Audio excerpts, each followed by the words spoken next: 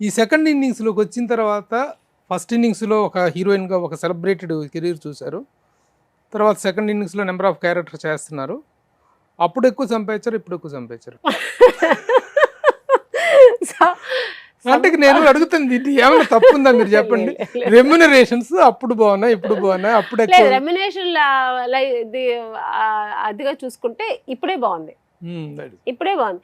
ఇప్పుడు ఆర్టిస్ట్ కి చాలా కంఫర్ట్ ఉంది, మంచి రెమ్యునేషన్ ఇస్తారు. నాకనే కాదు, ఓవరాల్ గా అందరూ ఇప్పుడు హీరోయిన్స్ అయితే ఏంటండి 4 సినిమాలు చేసేది ఎట్లయిపోతున్నారు.